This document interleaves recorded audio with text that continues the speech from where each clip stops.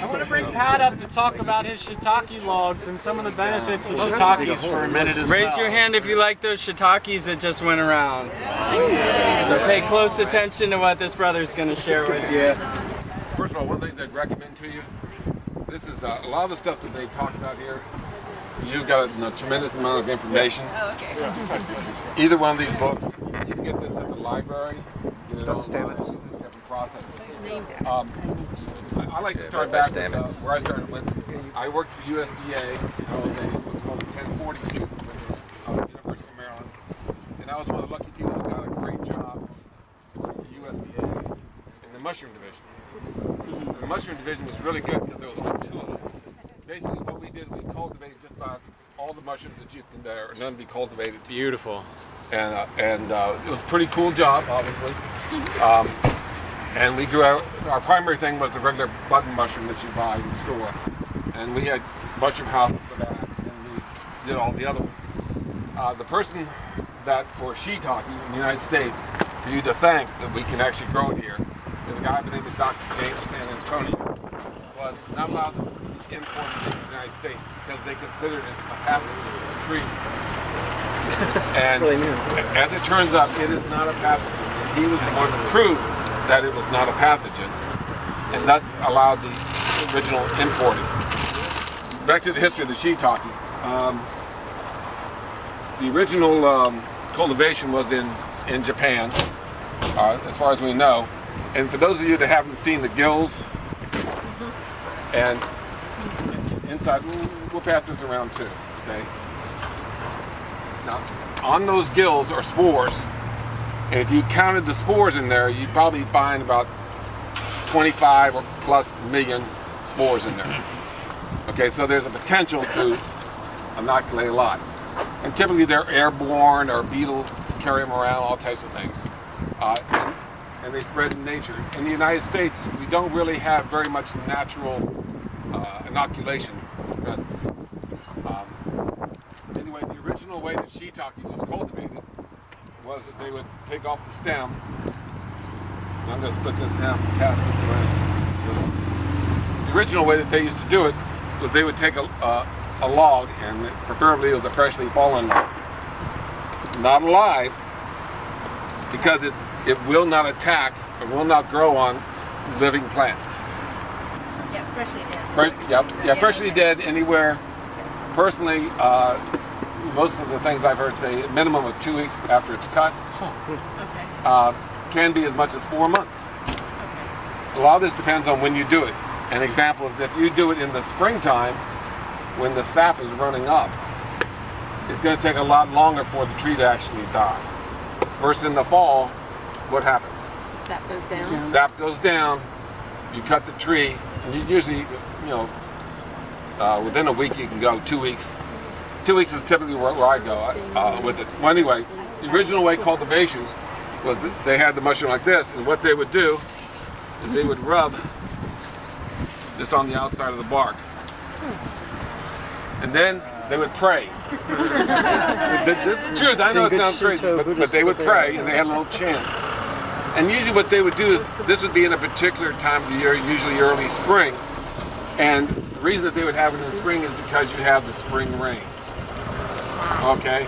And the spring rains would then take, and those spores would germinate on the bark and right into the tree. Did they score the bark at all? Or No. right on the bark? No, just right on the, that was the original way. And then a guy by the name of Maury came along. And Maury, the way to describe Maury now is that when I met him, he had a hotel in Singapore that floated on the water. And multi-millionaire because he figured something out. And what he did was, you can see it here, he took wood dowels, inoculated them with the fungus, drilled holes, and put the plug inside. You can use a little bit of this too. Yes, Pinch of spawn. or you can do sawdust. You can do it either way. But anyway, that's what made Maury a millionaire. And one of the biggest reasons is because not to knock the religion part of it here, but when you pray and this and that, when you inoculate by this way, you might get a 5 to 10% inoculation rate. When you use the sawdust or the plugs, and I typically use only plugs, your rate is around 95, 98%. So you have a very, very good success rate. Okay. So usually so that's sort of like the history, and that's why we typically use the spawn. Now, what type of trees? Main thing is that although they will grow on pine trees, your yield is so little that it's hardly worth the effort. The preferable species are all your oaks with the exception of live oak. And it doesn't like live oak, I can tell you that. I've seen it grow on locust, birch, beech, poplar, gum. The thing about the gum is that you'll take a log like this and it'll eat it real quick and you'll get maybe 4 or 5 mushrooms off. And the main reason being is because it's not a very dense wood. The denser the wood, typically the better your yield is, because you're putting effort into it. You gotta look at your time and the cost of the spawn. When it gets to, you said like not too far gone, if it gets too far to the sort of starting to rot, decompose, is it just eat through that too quickly, or? Well, he was talking about competition. Okay. So the reason we don't see shiitake everywhere is because it does not compete as good as other fungi. Can you do the oysters like this, the way that you do it? Absolutely. In fact, that's one of the ways to do it. There's a couple ways. I'm just going to do wood culture here, but yeah. Anyway, so yes, hickory works fine. Does the different type of wood you use tend to lend the mushrooms to have a different flavor? What I can tell you for sure is that if you taste the ones that are grown on what I would call the hardwoods, the oak, beech, birch, and if you take them that are grown off of sawdust, they taste different. When I was at USDA, one of the things we did was that we grew it on just about every type of tree you can imagine. And we studied the yield on them and everything, and that's all published. I think that went into Hort Science. You can look it up. Typically, most of the wood inoculations are done in the fall, in winter. And there's a bunch of reasons for it. Probably the biggest one is you don't have to worry about leaves. No leaves means a lot less work. The other thing is that the tree typically dies faster, so you can inoculate better. Then there's also the other part about it is that especially oyster mushroom and shiitake are considered cool weather growers. When it is freezing outside, they're still growing. In fact, the cooler the temperature, usually the more stronger the growth and more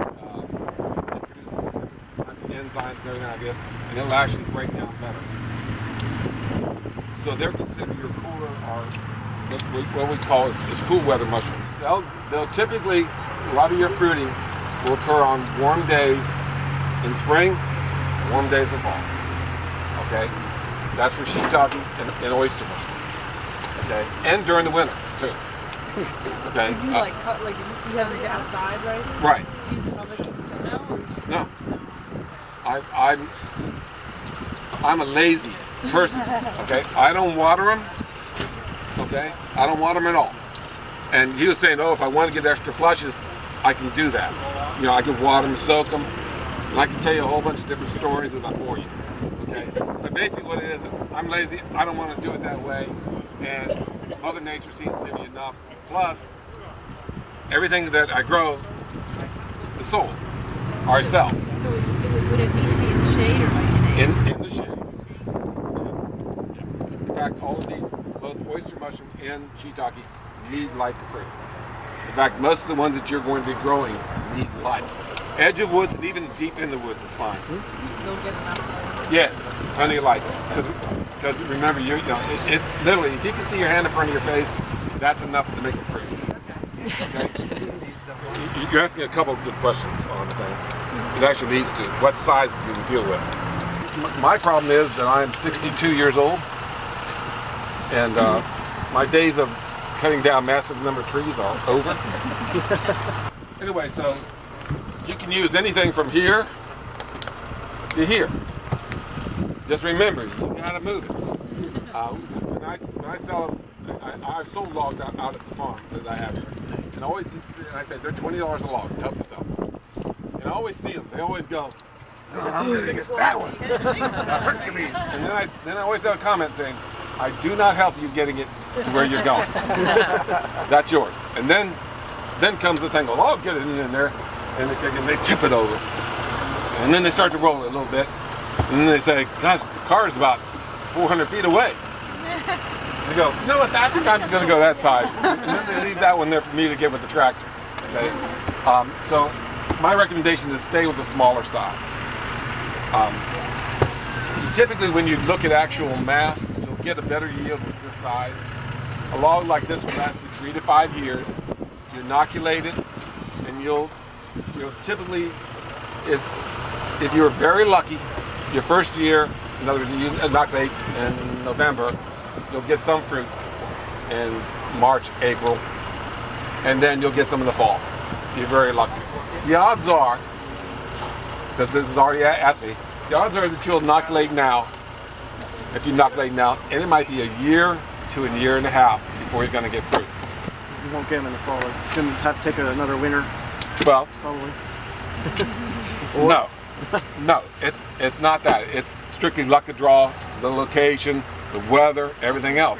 Now, if you want to be ambitious, you can go soak the logs, you can spray them, you can do everything else like that. I don't do that.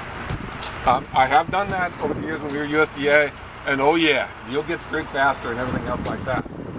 But in my case, I'm doing it every year. If I did that, I'd go nuts.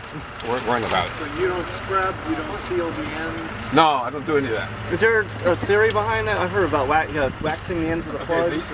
The whole waxing thing came from sawdust. Because when you use the sawdust, you got to keep the sawdust in. Mm-hmm. So what you would do is you would wax it on. Some people say that when you do your plug, you pound it in. What happens is if the log dries out too much, your plug will fall out.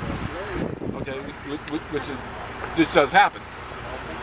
But I have that happen on occasion, but it ain't worth anywhere near the amount of time it takes to do the wax. Sure. Okay. So let's see, you've now waited 2 weeks, 3 weeks, 4 weeks. You can make your own spawn, like that book will tell you how to do and this and that. Or what you can do is you can buy spawn. There are a lot of different companies. I just got this spawn in this past week. And I buy this from they're online, Field and Forest products. Highly recommend them. But on the same line, you've got spawn growers here. They're local, they're going to work with you. So I would highly recommend working with a local, somebody that you know and that you can communicate with. Probably the biggest thing I would say here is because when I was listening to him, I used to make spawn, and I was taught by one of the best spawn makers in the United States. And I can tell you that it sounds like he's doing it right. Okay? A lot of spawn makers don't necessarily do it right. And it takes a little bit of knowing what you're doing because you're selling somebody a product. A bag like this, if you're buying it in a single bag, which is 1,000 plugs, will run you about $42. And how long does that last you? Well, I've had bags of spawn like this for 3 years and used them. It's fine. I'm inoculating tomorrow. I'll inoculate about 150 to 200 logs. Okay. In November, I did about 150 to 200 logs. My preference is to do it in the late fall because of moisture. You've got the winter moisture. Stay wet longer. They stay wet longer. They don't dry out. They colonize. This and that. And the other thing is, everybody here I assume has a garden. Summertime, I'm too busy. Right now, I got asparagus starting to come up, and I'm dying. Like this. I'm going. I got to get this done because I got to get these logs. Okay. So there's only so much time. So one of the first things that when you're looking at the spawn. Is usually when you're it's going to be grown together like this. Okay, are all plugs. Okay. Yeah, these are all the plugs. And in contrast, this is 2 years old. And you can see it's like a cake. Okay? And it's got plugs in it too. Yeah, this has got plugs in it. As a matter of fact, this is oyster mushroom. And it's a species called white dove, gray dove, which is a pretty nice species. I like it. There's a whole bunch of others. How do you store the plugs? Do you store them in the refrigerator or just Well, have it in the basement? if you're going to use them in a couple weeks or something like that, anywhere. If you're going to keep them for a long period of time, refrigerator or in a basement where it's cool. Okay? Wrap it up a little bit. What's the moisture content for your storage? If you're going to be storing it, what moisture content do you want? Do you want it to stay, or doesn't it matter? Doesn't matter. Okay. Okay? So now you got your spawn. And one of the first things, I'm going to open this package up for you. I'm going to pass this bag around for you to smell. And what you're going to, just stick your nose in there, you're going to smell that shiitake. You should have that smell. Okay, very distinct. And after a while, you'll know that smell as cold as all get out. If you've got good spawn, you're absolutely going to have that smell. Well, actually, that'll turn almost black. A solid mass. I have an older. See here, this bag here, you can see all the black, dark chunks in there. Yeah. This is 3-year-old spawn. Of shiitake. Of shiitake. Now, how do I know it's good? I can go to the plugs and I can squeeze them, and they're still solid. At one point, they turn into equivalent to sawdust. Okay, but I've used 3 years, 4 years, even 5 years. Okay, I wouldn't recommend that. Okay, this is where all the questions come. Okay, first of all, notice about that bit right there. Gotta stop. It's got to stop. And that's so that I drill the hole only deep enough to get the plug in. Okay? This bit here comes from Forest Field Products, $12. Or you can go down to Lusby, and they got a bit that screws on there, and you can tighten it down. I use these because I'm doing lots and lots. They last you about 2 years, or they last? They last me about maybe 6 months. You'll get 2 years. Yeah, you'll lose it before you wear it out. What's nice about this is that little screw on the top. If you have a bit like this, then it goes like butter. Okay. It's called a speed bit. Really simple. Oh. Tighten it.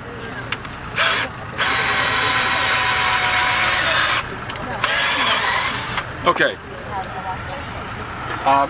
One of the reasons I don't use the battery packs is because they're really not strong enough. Does it matter if your hole is a little deeper than the plug? No. Like if you didn't have that special bit, you just No. No, it doesn't work. It will work. It's just that after a while, everything becomes work. Okay. So the more the I'm hole, hearing you. We're hearing you. even though it's only a 1/4 inch, that's a 1/4 inch times 10,000, or Gotcha. big For deal. you. Gotcha. Okay. This is the amazing part here. Okay. Here's the question. One plug will do this whole lot. What? One plug will do the whole lot. I will absolutely tell you that. Now, it might take 3 years for it to fruit, or it might take a year to fruit. Wow. But what the most important thing is that if I drill, and so I have one there. I would put one here, over here, over here, over here, roughly around 4 to 6 inches apart. And the reason I do that is twofold. One, it makes them fruit faster, and I get a little higher yield. One spawn grower in particular, he's going to tell you every 3 inches. Like this, and you do sort of like a diamond shape. Okay? And oh yeah, baby, that thing's going to fruit that year. But that costs you a a lot of lot money, more yeah. in spawn. Although, hey, it's 40 bucks. You know, think about it. And those lay down on the ground, so you're just doing the upper side? No, I'll do them. If you look Okay. here on this one, you'll see it's circular. Oops, sorry. There. And if you think about the way that trees grow, they're like a big set of tubes. Right. So inoculating, you want, and they're going to grow the length of that tube faster than they grow this way. Because that tube, That's where the grain that's right, the grain goes up. can wiggle its way through there. It wiggles it straight up, or straight out like that. It doesn't really go out too far. Okay, so it will over time, but Because it will eat the whole tree. yeah, it'll eat the whole thing.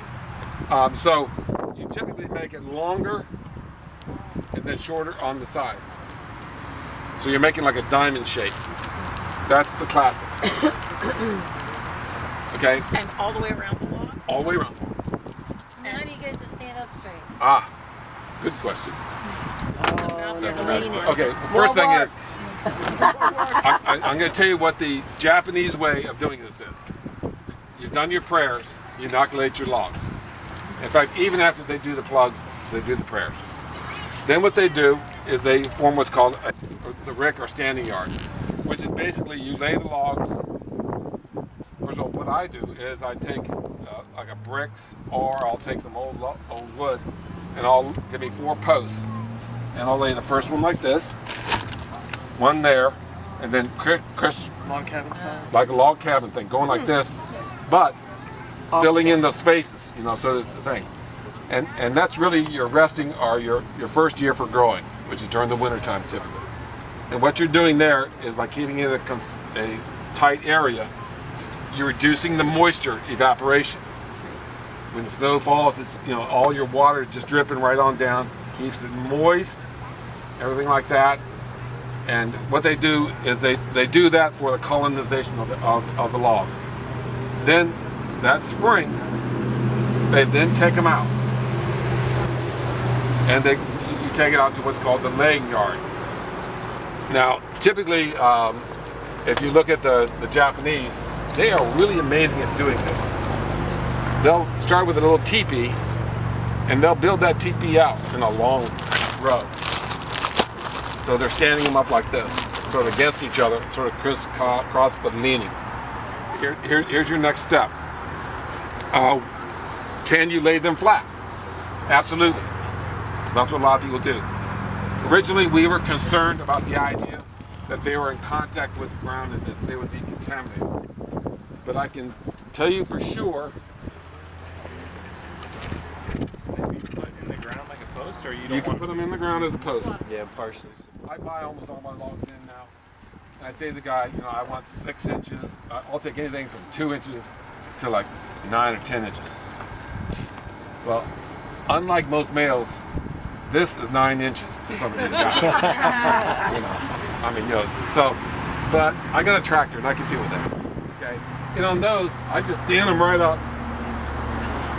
and they're producing bang bang. You know, I picked a pound off of one the other day. Do you have any problems with termites getting in? Hasn't been an issue. Biggest issue have been slugs. Log, does it last longer, like more years? Yes. Yeah. You can go out to 8, 10, 12 years. One last thing about it on the Shiitake thing, and I'm going to stop, is that I left out one part of this. When you go to Japan, these are long-term family businesses. And the reason being is that they cut a tree down, they plant 20 acorn, 50, whatever. So yeah, so that you're always resupplying yourself with the trees, creating your own shade and everything else like that. And it's a generation business. It's a generation for families. So you know, it's not unusual to have a 1-2 million log operation in Japan. It's run by a single family. You know, and they're going to cut them like this, which means you don't need a chainsaw. They got these nifty little saws. I saw. That went. Don't have to worry about getting hit with the tree. That's one. Nothing like that. And this guy, he said they did 20,000 logs every year. Him and his wife. We take all these woods for granted here, but you do replenish your woods as well. I buy all mine in. One of the things that they do is they do breeding. And when I originally started doing shiitake, there were only about 5 or 6 strains. Now there's about 200 strains. And they're constantly rebreeding new vigor into them. And they do that basically as equivalent to mating. You know, you don't mate with your cousin, theoretically. You know, it's the same thing, you know. So they have outside strains they bring in, and those typically build stronger strains. And there's one real nice one now called Dark Chocolate.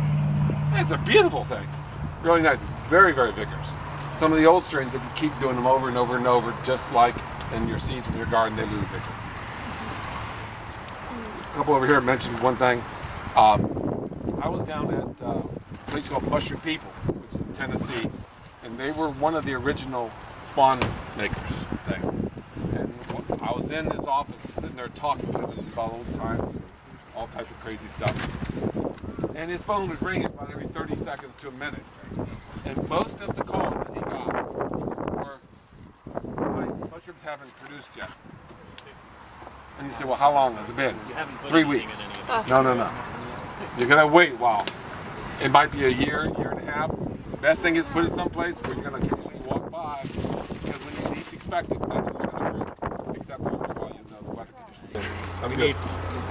Thank you.